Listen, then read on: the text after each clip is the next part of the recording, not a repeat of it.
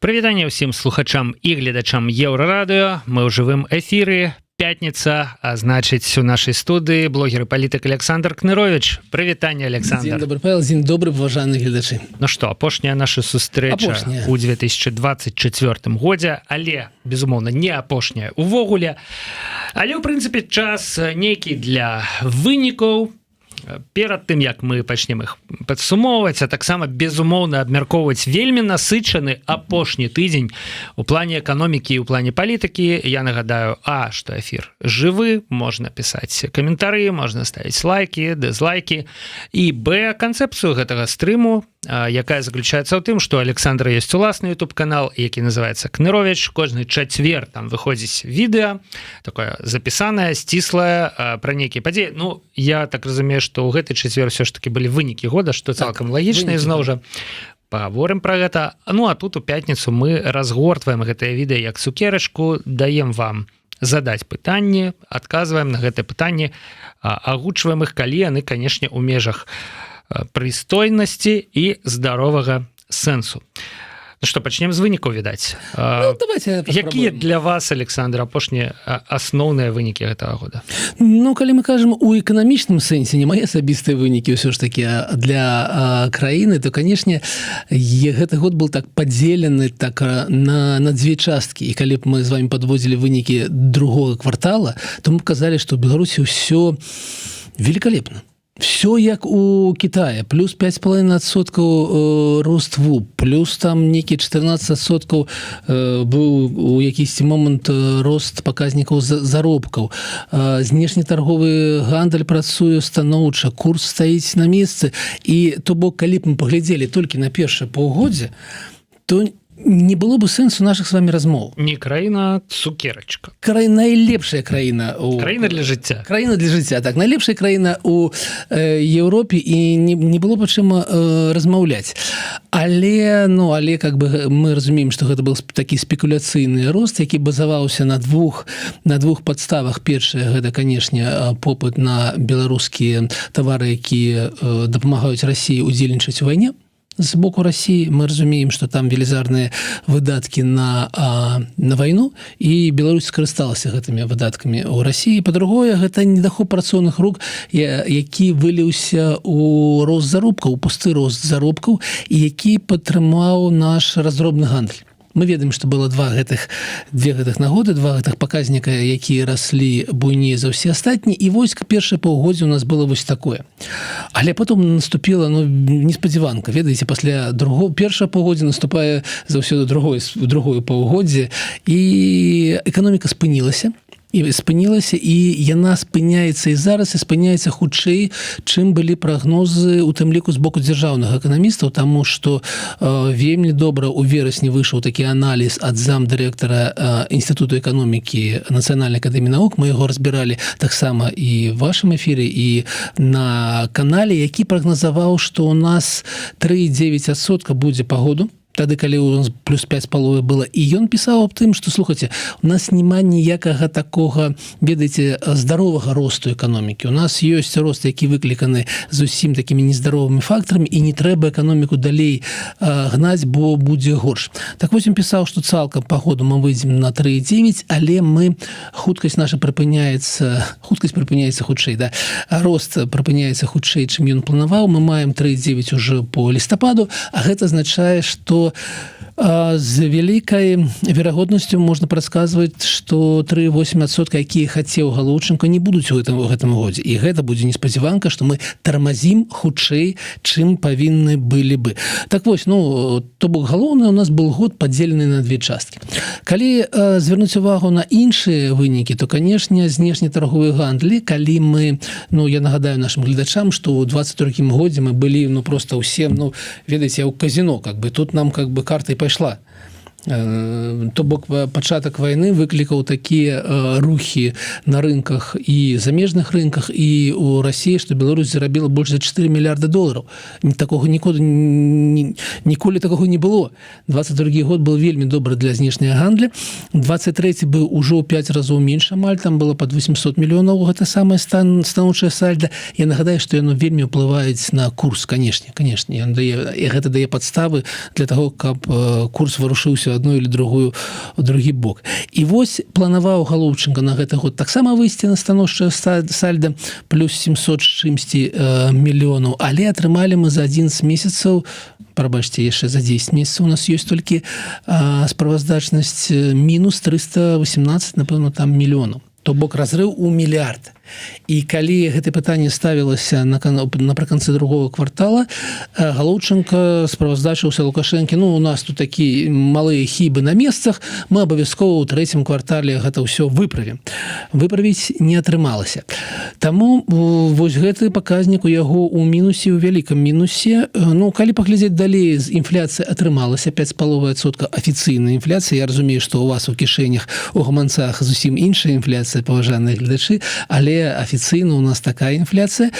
І на што яшчэ можна звярнуць увагу? Ну, канешне, курс долара скакануў, зараз трохі так утрымаўся, але как бы скакануў добра, не так, як планавалі дзяржаўныя эканамісты. Ну і апошнія інвестыцыі, но гэта не тое, што вельмі цікава такой публікі, якая глядзіць мае відосы, але з інвестыцыямі, ну так, плюс-мінус. Плюс-мінус у нас адзін замежны інвестор, гэта Расія, але яна ўкладае патрохі ў Беларусь. Таму вось цалкам эканомікі можна паставіць, ну, ведаеце, такое крэпкае 3, а можа і 3 з плюсам за гэты год, але разумеючы, што все поспехі былі ў першым паўгодзе, а ва вторым мы усталі. То бок мы пачалі расплачвацца за тое, што пераарыентавалі эканоміку на вайсковую, за вось гэты імклівы рост 22-го, 23-го, першай паловы 24-го і наступствы вось гэтай масавай эміграцыі з Беларусі, яны таксама пачалі адчувацца. Заробкі немагчыма утрымаць, яны мусяць расці, каб утрымаць людзей на працоўных месцах, іначай яны паедуць ды ў Расію могуць паехаць. Ды і ў Еўропу, у прынцыпе, яшчэ могуць у Еўросаюз паехаць людзі. Вось была навіна пра тое, што амбасада Італіі выдала 50 000 візаў шенгенскіх, хорошых візаў беларусам. Моцна. В мінулым годзе выдала 40 000, а вот у гэтым годзе 50. І, у прынцыпе, гэта быў такі план у іх. Выдаць на 20% больш візаў. Яны справіліся, все супер топ. Да, то бок это одна только амбасада Італіі. Як бы там магчымасці іншых амбасадаў яны такія абмежаваныя, але факт, што беларусы працягваюць, ну, хто, канешне, на адпачынак, да, хто, канешне, на закупы, вось і чэргі гэтыя, яны ўвесь час перыядычна ўзнікаюць на межах, да, але працягваюць глядзець на захад і з'язджаць. Я б гэта таксама як вынік года абазначыў, да. Але вось галоўны вынік гэта тое, што развернуўся тренд, і эканоміка, яна не вытрымлівае гэтага тэмпу. Не вытрымлівае, і вы маеце рацыю ў тым сэнсе, што у нас дзве праблемы. Одна гэта залежнасць, не тыя, якіх вы падумалі, побач. Так, у нас две праблемы. Одна гэта залежнасць ад Расіі, то бок у нас знешні гандаль, у нас інвестыцыі, у нас знешнія даўгі, гэта ўсё каля 70%, плюс-мінус мы залежны ад Расіі зараз манапольна. То бок калі ў ёй нешта здарыцца ў нас і больш. А па-другое, гэта тое, што разбегаюцца людзі. Ну, канешне, да таго ж можна дадаць і, канешне, праблемы з колькасцю насельніцтва, з нараджальнасцю у Беларусі. Мы маем найгоршы стан за ўвесь час незалежнасці Беларусі. Ну, вось такія два слупка, якія пагражаюць у наступным годзе Беларусі. Падкрэслю яшчэ раз, што няма падстаў, каб казаць, што адбудзецца нешта накшталт там пачатку 90-х, ці там 2011 года, ці 2008-2009, але і ніякіх пазітыўных падстаў таксама няма. То бок мы стандартны сцэнар мы будзем такі, ведаеце, гапак на балоце плясаць. І нагадаю яшчэ нашим гледачам, што дзяржаўныя СМІ распаўсюдзілі інфармацыю аб тым, што Беларусь займае там 3-е месца ў Еўропе па эканамічнаму росту. Ну, конечно, тут трэба патлумачыць, што гэта той самы рост, які узяты асобна за першае паўгоддзе. Што калі мы бярэм за ўсе 3 гады, напрыклад, 22, 23, 24, то у нас в суме атрымаецца там плюс міні за 3% за 3 гады рост, і, канешне, мы не на 3-м, не на 13-м, і не на 23-м, і даже не на 33-м месцы ў Еўропе. Але асобна за гэтыя паўгоддзі, канешне, так атрымалася. Вось калі вы пачалі казаць пра нізкую нараджальнасць, у мяне адразу такая фраза ў галаве з'явілася. Ну і вось у такім стане праз 30 гадоў ля ўлады Лукашенко перадае краіну. Тут я такой, так, стоп. Каму перадае? А вынік-то года яшчэ адзін, гэта тое, што Лукашенко так вырашыў не перадаваць нікому краіны. Да? Столькі размаўлялі з самага пачатку года ўжо пра транзіт улады, пра выбары у двух косях, канешне, якія адбудуцца ў наступным годзе. Вось, але цяпер відавочна, што сярод тых кандыдатаў, якія ёсць, ну, няма таго самага, у рукі якога Лукашенко перадасць краіну. Там статысты, тыя ж статысты, якія там былі. Ну, пры ўсёй павазе. То бок вы не верыце, што 26-го... Пры ўсёй павазе, Александр, калі наша краіна апынецца у руках Гайдукевіча, я памятаю, што там у руках Гайдукевіча апыналася перад тым, да, нічога добрага я для краіны не чакаю ў гэтым выпадку, але ўсё ж такі, ну, думка такая, што гэта статысты, гэта масоўка. Выбарчая Лукашенко, канешне ж, настраиваецца, і ўжо ўсіх настраиваюць на 85+%, там апытанкі грамадскай думкі, як бы таксама публікуюцца, да? Вось, і як бы не перадае, да, то бок з гэтай дэмаграфічнай ямай, з гэтым вось стагнуючым рынкам, да, які ўжо перастаў прыносіць вайсковыя дывідэнды, які ўжо ўяўляе сабе праблему з працоўнымі, з заробкамі, з надзьмутымі пустымі грашыма. Ён краіну пакідае ўсё ж такі ў сваіх руках, і гэта, ў прынцыпе, мне здаецца, добры вынік. Ну, а то, ведаеце, вось аддай краіну зараз. І все праблемы... Гэта будуць праблемы... Як бы гэта будуць праблемы некага іншага, якой-небудзь іншага чалавека. А так, гэта праблемы па-ранейшаму Лукашэнкі, з якімі ён атрымліваецца і вымушаны будзе нейкім чынам змагацца. Все негатыўныя... Ну... Конечно, трэба быць на баку пераможцаў, як гэта сказаць. Вось. Я падтрымліваю яго ў жаданні все ж таки не перакідваць невырашаныя праблемы, адказнасць за Беларусь, да, а все вырашаць самому, і адказнасць за ўсё таксама панесці самому. Тым больш, што дрэнна-то у нас не толькі на беларускам, значит, фронте, скажем так, потому что во ўладу это вайсковая рыторыка, так, Александр. Я хочу вас трохі ад гэтай кропкі, ад гэтага поинта адвесці ў другі бок. Ведаеце, мы з спадаром Егоровым спрачаемся. Так, ведаеце, ну, як эти пессимисты и оптимист. Хуже уже не будет. Кто з вас оптимист? Но ён оптимист, ён веры ў палітычную тэорыю, ён кажа, я даўно на гэтым палітычным фронте, і заўсёды пасля вось гэтых часоў рэпрэсіі наступае адліга некая, і ён верыць у тое, што, ну, з пункту гледжання палітычнай тэорыі павінна быць некая наступная адліга ў Беларусі. Я ў яе ніякім бокам не веру, бо я сыходжу, зведаеце, з такіх псіхалагічных характарыстык Лукашэнкі, які вельмі служаўся ў 20-м годзе, ніякай адлігі у нас не будзе назірацца. У гэтым мы, канешне, з ім так моцна спрачаемся, але не ў гэтым справа. Хацеў сказаць аб іншым. Ведаеце, зараз ідзе размова, павінен ці не павінен быць Лукашенко на перамовах ва Ўкраіне. Так, і таксама гэта такая вельмі цікавая размова, бо я разумею жаданне, напэўна, калі б мы зрабілі апытанку з нашых гледачоў, там было бы 89% ці 97% за тое, што якія перамовы ён павінен паехаць у Гаагу на перамовы з пракурорам, магчыма, з адвакатам, магчыма, без, але, ведаеце, пытанне такое, на гэтых перамовах будзе вырашацца лёс у тым ліку і Беларусі. І вось, калі Лукашэнкі там не будзе, то Пуцін будзе вырашаць лёс Беларусі. І вось мы ці жадаем мы гэтага? Такая, як падарунак, ну, так, як бы пераможцы, да? То бок адсутнасць чалавека, якога мы усей душою я ненавижу, канешне, да, на гэтых перамовах азначае, што за Беларусь адказвае цалкам Пуцін і робіць тое, што ён жадае рабіць. Гэта такая, ведаеце, вельмі спрэчная такая, на такі пойнт.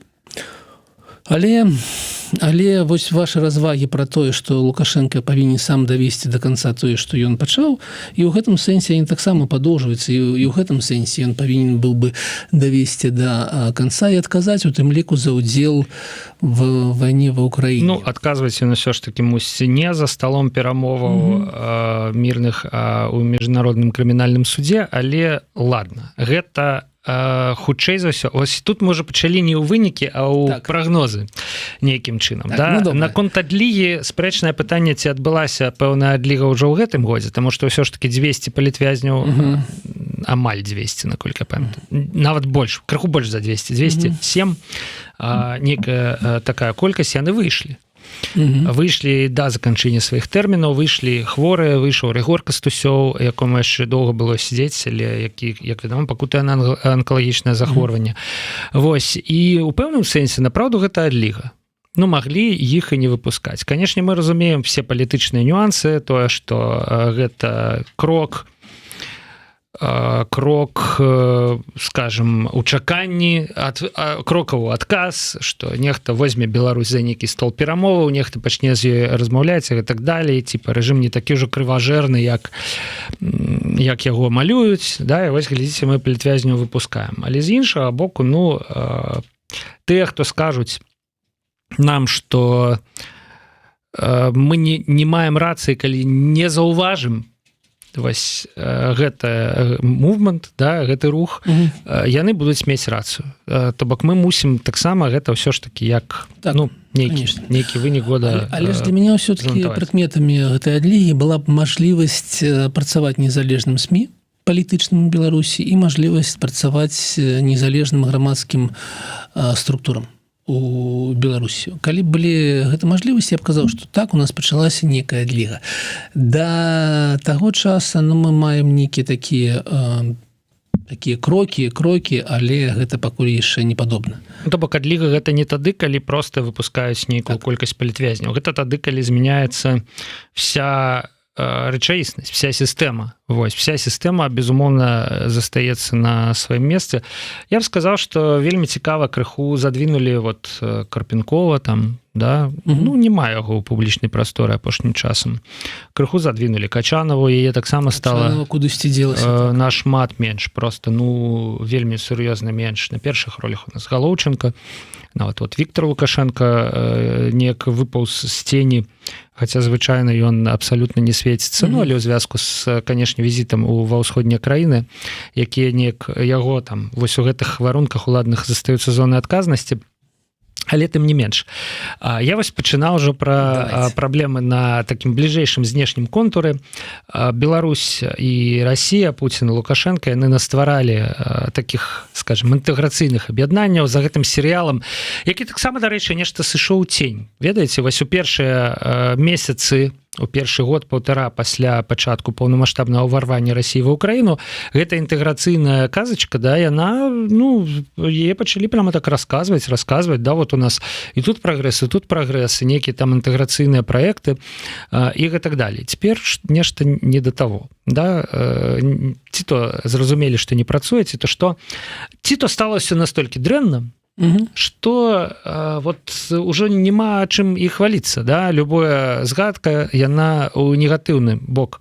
І тут для мяне вельмі паказальны дыялог паміж Пашынянам з аднаго боку і, ну, в прынцыпе, Лукашэнкам з іншага, але Лукашенко сядзіць за вялікім сталом, за якім сабрались усе вось гэтыя лідары краінаў, якія ўваходзяць у Еўразійскі эканамічны саюз, да, ЕАЭС, да. І вось гэты дыялог, ён паказвае, што, в прынцыпе, саюз, ну, прынамсі, Арменія, да, яна яго, як бы тут без матерных слов, ну, не ставит... Вертела, карцей, і не ставит она его, вот, ну, прыкладна ні ўва што. І мало того, нахабны Пашынян дазваляе сабе, ну, прям некія, ну, такія крокі, словы, быццам бы ён, а не Лукашенко, нейкі галоўны, да, вот паважаны вы зараз паглядзіце гэты відос, но Мікола Пашынян паслаў Лукашенко.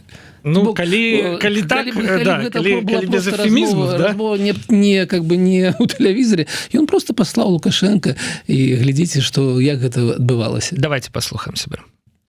Хочу попросить как председатель, если нашим наблюдателям интересно наш союз, я попросил бы их присутствовать все-таки на заседаниях, а не по телевизору нам рассказывать, как они будут с нами сотрудничать. Никола Иванович, это вас не касается. Мы знаем, что вы не только сбрили бороду, но и приболели немножко. Поэтому мы воспринимаем вас как нового, молодого, внешне, по крайней мере, члена нашего союза. Благодарю за внимание.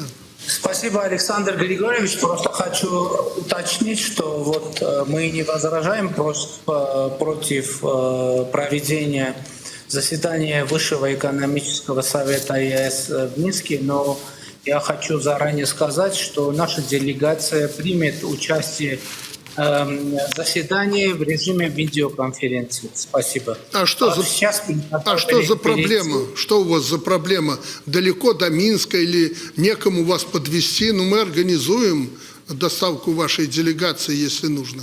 Александр Григорьевич, я по этому поводу выступил с публичным заявлением, и это заявление остается в силе. Я не думаю, что это правильный формат, чтобы обсудить эти вопросы. Просто вы сказали, затронули вопрос, я должен был сразу среагировать, что не было никаких недопониманий. Ну, сейчас мы рассмотрим ваше заявление. А что тут рассмотреть? Вы не можете рассмотреть мое заявление, потому что мое заявление это не подлежит к рассмотрению. Да, мы это только его... Решение. Мы рассмотрим, может, телевизора не будет, чтобы вы дистанционно выступали. Нет проблем. Я понимаю, что, может, у вас появились еще и проблемы с телевизорами. Я понимаю, отношусь к этому. Ну, класс, правда? Значит, Лукашенко такие, чему ты, Пашинян, не приезжаешь? Пашинян такие, да не хочу. Типа, мне не упало вообще приезжать. По телевизору мы на вас поглядим все с Армении, да? Лукашенко такие, мы рассмотрим ваше заявление. Пашинян, пробачьте, что тут? Это не заявление, это решение. Что вы будете рассматривать? Он даже Амаль сказал, вы не можете мне запретить не приехать. И он, Амаль вот сказал эту фразу, типа, да, ну, нечто его спынило, я не ведаю, да. И далее про проблемы с телевизорами, это, конечно, хороший жарт. Никол Пашинян нормально, да, поднял настрой. Слухайте, ну, про телевизор я трохи пазней скажу, бо у нас так, ну, у нас сапраўды праблемы з телевізором. Я могу там распавесці, але ж ну, я нагадаю нашим гледачам, у чым сэнс гэтых заяў? 13 чэрвеня Мікола Пашынян пасля таго, як было акупаваны Нагорны Карабах і частка, нагадаю, частка Арменіі, малая частка Арменіі, але азербайджанскія войска вайшлі не толькі ў Нагорны Карабах, але яны захапілі і невялікую частку самой Арменіі. І пасля гэтага туды прыехаў Лукашенко, і там, ну, зноў вусны з Аліевым расцалаваўся, паабяцаў дапамагчы, сказаў, што мы цалкам падтрымліваем цябе, президент Алиев. При этом как бы у оборончым союзе АДКБ есть Армения и нема Азербайджана. То бок Лукашенко повинен был дапамагчы абараніць тэрыторыю Армении, а не дапамагаць ворогу. А ён как бы себе веде, ну так, хто для яго большы друг? Диктатор Алиев ці чалавека, якого ўсё ж таки абралі дэмакратычным путём, дэмакратычным шляхам. Сябр для яго, безумоўна, Алиев, таму што Алиеву ён прадае паланезы. Конечно. В великой колькасці. І вось 13 чэрвеня Мікола Пашынян з гэтай нагоды кажа, ніколі болей я не прыеду ў Мінск, у Беларусь, і ні адзін чыноўнік армянскі не даедзе да Беларусі, пакуль прэзідэнтам з'яўляецца Лукашенко. І вось прайшло паўгады, чамусьці Лукашенко вырашыў, што ён забыў пра гэта абяцанне, што ён можа вось так размаўляць з Ніколай. Ну вот Нікола яго паставіў на месца. Дзякуй Богу, што ёсць яшчэ такія людзі, якія могуць з ім размаўляць на яго мове. Бок ён думал, паўгода прайшло, все забыли, давайте-ка мы Пашиняну изноў выкрутим руки и скажем, а что ты не приезжаешь? Приезжай, все ж нормально, хорошо ж сидим тут вон за столом. А не, оказывается, Пашиняна память крыху большая за поводы, и он таки не приеду, я ж сказал, значит, я сказал, да, Лукашенко, ну мы это разгледим, то бок, ён хоча все ж таки инициатива, как была на его боку, да, ну мы разгледим, да, мы разглядать будем, приедешь, не приедешь, Пашинян говорит, нет, не вы будете разглядать, приеду, я тебе не приеду, я это вырашил, все, как бы конец, вось, а далее, ну, про телевизор, да. Далее, ну, трохи про телевизор, ну, давайте про телевизор все ж таки... Ну, про телевизор, это же была пагроза з боку Лукашенко, типа, калі не приедешь, мы увогуле тебе отключим, да, мы не дадим тебе в этом формате оффлайн, с нами размаўлять. И он такие, да, пожалуйста, ну, типа, хорошо размаўляйте там сами с собой. Ну, вы ведаеце, гэты выпадак, ён стаяў такі в один рад, такі ў чаргу, потому что вось ён, Мікола, вось есть другие выпадак аб тым, як Кадыров, ну, менавіта Кадыров збіў как бы пассажирскі самолет, які ледзь даляцеў до Казахстана потым, так? І так, гэты саміт згубіў, уласна кажучы, і Аліева, які встал і паляцеў в Азербайджан. Аліев атрымаў весткі об этом, сказал, все, я поехал назад, і зараз, ну, сёння ёсць весткі аб тым, што Грозны у выглядзе Кадырова прапанаваў дапамогу Азербайджану. Азербайджан ён паслаў з гэтай дапамогай. Ён казаў, не, нам не патрэбна дапамога. Нам патрэбны прабачэнне за тое, што ты, дебіл, страляў ПВО у пассажирскі грамадзянскі самолет. І нам патрэбны кампенсацыі за гэта, а не дапамога з барскага плеча.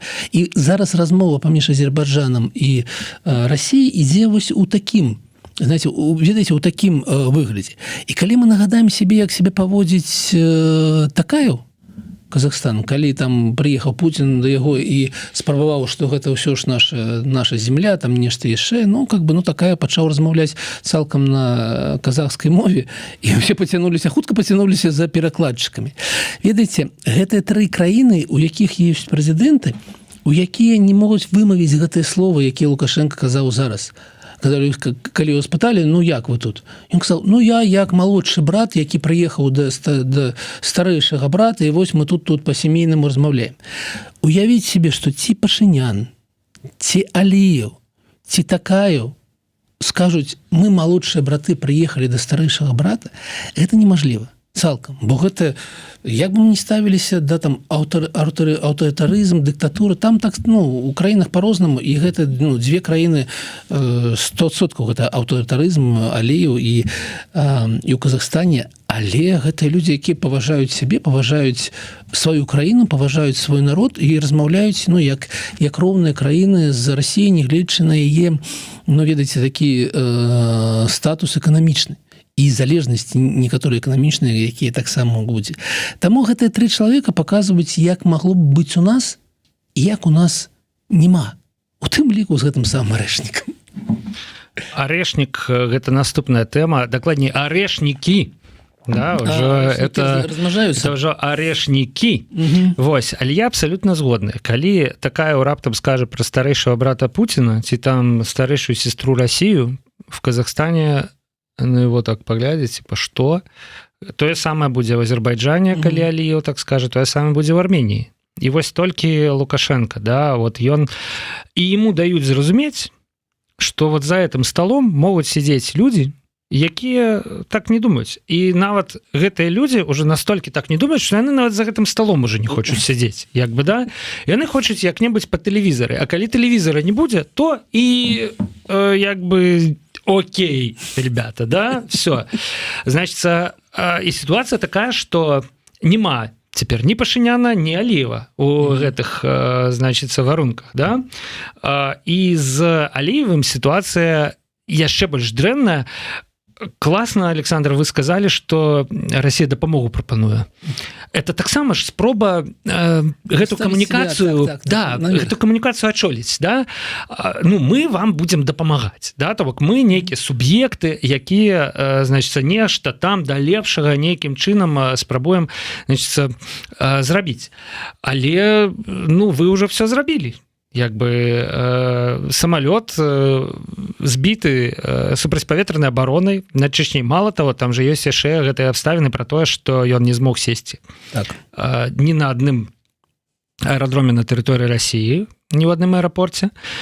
І не беспадстаўна аналітыкі кажуць, што гэта было зроблена адмыслова, каб самолет упал просто недзе над морем, і ніякіх следоў, ніякіх сведкаў, ніякіх выжылых, ніякіх фотаздымкаў фюзеляжа пабітага, значыцца, вось гэтымі элементамі паражальнымі вельмі характэрна. Да? Ну, мы такое бачылі ўжо, значыцца, шмат разоў. Згадваю, канешне, і іншыя авіякатастрофы, якія здарыліся вось не сказал на тэрыторыі Расіі, но на тэрыторыі захопленыя Расіі, да. Вось мы бачылі все гэта, і гэта выглядае роўна дакладна так же. Вось, і як бы гэтае рашэнне адправіць людзей просто тонуть в море, да, падать над морем, да, яно ввогуле по той бок, ну, добра і зла, да, і тое, што пілоты там зрабілі нейкі цуд. Я там чытаў, як яны паспрабавалі, то бок яны спрабуюць набраць вышыню і далей як бы набіраюць хуткасць, да, калі самолет планіруе ўніз. Далей яны ізноў спрабуюць набраць вышыню, і вось так вось яны дацягнулі да октаву, як бы, ну, это просто фантастыка. Мне здаецца, што это вводзе ў падручнікі. Калі, у прынцыпе, гэта яшчэ няма ў падручніках, як бы як спосаба, як з такіх сітуацый выходзіць, да? Ну так, но я бы хацеў нашим гледачам, магчыма, вы не чыталі, не глядзелі, магчыма, было гэта не цікава, трохі ланцужок назад працягнуць, бо ёсць версія аб тым, што здарылася. Здарылася, акрамя таго, што вось, ну, ПВА стреляла, але гэта было ўжо апошні крок. Да гэтага украінскія дроны атакавалі Грозны, і адзін з дронаў быў 4 кіламетры да рэзідэнцыі Кадырова. Кадыров с ума сыходзіў ад таго, што адбывалася ў яго. Ну, побач з ім, как бы, прилетаюць дроны Украіны і бомбят Грозны, і все, нічого з імі зрабіць не можа. Ён патрабаваў сродкі ПВА, той самы панцыр, ему далі гэтыя сродкі, але яго ж войскі там внутры не падпарадковваюцца расійскім. Ён жа там самастойны. І вось яны самастойна гэта і нарабілі. То бок цалкам ланцужок выглядае вось так. Там яшчэ і Кадыров, які выбачацца не будзе ніколі, і мала таго, які ўжо даў узнагароду нейкаму там свайму сваяку за тое, што той збіў все дроны у той дзень. Ну, выглядае, што ён... Все выглядае ввогуле зусім па-іншаму, да? Яшчэ і наградзіў кагосьці за гэта. Узнагародзіў за збіты азербайджанскі самалёт. Максімальна дрэнна. І пераходзім, у прынцыпе, да тэмы пра арэшнікі. Яна важная, таму што, ну, гэты год, як і папярэдні, як і ўсе астатнія, мы займаліся такой герменэвтыкай, скажем так. Да? Мы спрабавалі па словах Лукашэнкі, ну, зразумець, да, што ж адбываецца. Да? Ну, вось, быццам бы чалавек мае нейкія інсайты, там абарочваецца ў нейкіх колах, часам сапраўды прагаварваецца, таму што як пра пачатак вайны паўнамаштабнай, да, яго быццам бы распірала, да, што ён сказал вот это вот пра Кіев за 3 дня, там, да, што калі пачнецца вайна, там все канец, а пасля праз 3 дня реально пачалась вайна. Вось, то бок ён ведаў, хацелася вельмі сказаць, да, але, ну, вот сказал так, іншасказальна. Як бы, і вот мы все это слухаем, і все это спрабуем зразумець. Так што ж там адбываецца, да? І тут Лукашенко пад самы канец года дал нам всім зразумець, адкуль рэальна ён бярэ інсайды, што ўвогуле стаіць за яго словамі. Давайте паслухаем другое відэа, якое мы адрэзалі. Гэта нешта там у кулуарах вось гэтага самміта. Лукашенко, як звычайна, пайшоў да журналістаў, і ў яго запыталіся пра арэшнік, ці арэшнікі, якія крыху раней Путін з Лукашенком дамовіліся размясціць у Беларусі. Слухаем. А много комплексов вообще орешников приедет в Беларусь? Вы сколько хотите? Думаю, что пока десяток, а дальше посмотрим. Если у россиян будет желание больше разместить, мы разместим их больше. Я говорю, что пока 10 комплексов, а потом, если будет желание у Владимира Владимировича, и больше орешников. Не, ну 10 ты будешь... Ну, Вон вас опять на Ну, камеру. с запасом. С запасом. Пробачьте, ну 10 ты вышел. То бок, Цитата из Путина. у Лукашенко, Ну, 10 ты вышел. глядзіць, з аднаго боку, у Лукашенко было мало часу подумать. И он такой, ну 10. А если Россия захочет, то и больше. И тут Путин падыходзіць, які ведае, колькі ў России реально ёсць арэшнікаў, а мы читали аналітыку таксама, что их 2, в принципе, зараз 2 ёсць, значится. И такі, ну 10, вось. А цяпер, як бы, ну, адкуль бяруцца лічбы, якія Лукашенко выдае, да просто з галавы. Просто вот там такая праца ў галаве. Колькі сказаць, каб не было і мало, не было і много, да? Скажу 10. Говорит, 10. Тут Путин подходит, оказалось 10 много. Як бы, ну не угадал. Ладно, пошли. Пойдем далее. Ну, слухайте, ну реально 10 арэшнікаў просто няма ў прыродзе. Ні Россия при якіх заўгодна ситуациях яна просто не зможа гэта зрабіць. Але Лукашенко это просто выдае журналістам як базу. І далей там загалоўкі, вот это вот все, да. Я думаю, ну калі все заявы про арэшнікі вот з гэтага гледзяща, праз гэтую лінзу разглядаць, это все просто тупо фантазии и блеф. У меня адразу две думкі, ведаеце, быў такі жартлівы монолог, не монолог, а дыалог Карцев Іліченка, читали Жванецкага, як чалавек у савецкія часы яшчэ, ну гэта было савецкія часы, прыязджае на склад з дэфіцытнай прадукцыі, але ў яго есть там 5 хвілін. І я там, ну, зав гэтага склада, гэта бярэце? А што это? Бярэце ці не? А что это? Беру, кольки? 10. Пишу 10. Нет, 20, 30. Да куда ж я это дену и так далее. Ну, вот такая размова. А по-другое, ведаеце, калі напрыканцы войны, другой сусветнай, Гітлер ўсё верыў у якую-то такую, ведаеце, вандервафе.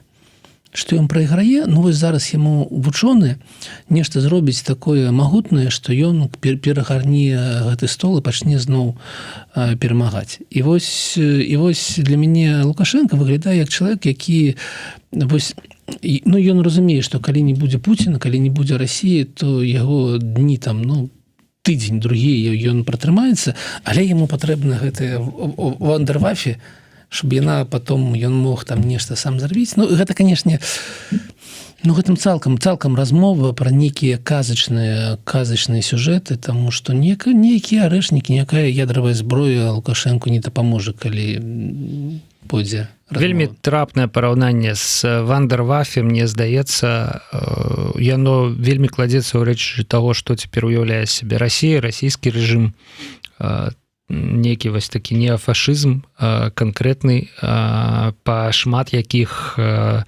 метрыках, скажем так, па шмат якіх паказчыках. Вот, і цуда зброя, ну спярша яны так пра ядерную зброю казалі, што вот яна-то пераломіць, вот калі мы уж яе вот подведзем, да, вот блізка, то все, цяпер ядерная не спрацавала, цяпер вось гэта гіпергукавая зброя, я так разумею, да, это вось арэшнік, да, вось ён мусіць нейкім чынам пераламіць ход вайны і паўплываць. У Гітлера не спрацавала, але ёсць жа прыклад прямо суседні. Калі спрацавала, гэта бомбардыроўкі Хірасімы і Нагасакі, якія спынілі вайну. Ну, конечно. Як бы пераканалі вельмі балюча, але пераканалі Японію ў тым, што, ну, все.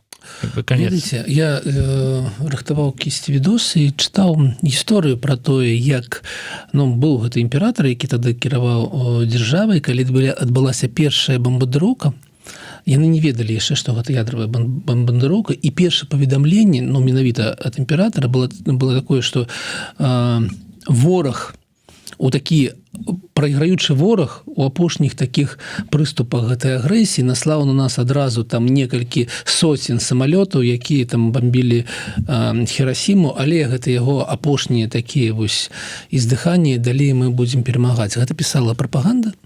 Ну, да гэтага момента пакуль не стала рэчаіснасцю тое, што гэта менавіта ядравая зброя, што вайна скончана. Ну, у гэты момант стала зразумела, што далей не можа нічога быць. Там вельмі цікавая гісторыя, напэўна, не для нашага эфіра, аб тым, як Савецкі Саюз, там, калі глядзіш па датах, ён падпісаў дамову з ЗША, што праз 3 месяцы пасля таго, як скончылася вайна ў Еўропе, ён уступіць вайну супраць Японіі. Ён цягнуў, потым адбылася бамбардыроўка Хірасімы, і на наступны дзень Савецкі Саюз уступіў вайну з Японіі і атрымаў выгады ад гэтай, ведаеце, у нас адначасова у нашай гістарычнай літаратуры і кажуць, што амерыканцы зрабілі дрэнную справу, пагубіўшы столькі людзей, і вынікі гэтай справы — гэта частка Сахаліны, гэта частка Дальняга ўсходу, якая стала цалкам савецкай на той момант. Таму вось такі гістарычны экскурс у нас атрымаўся.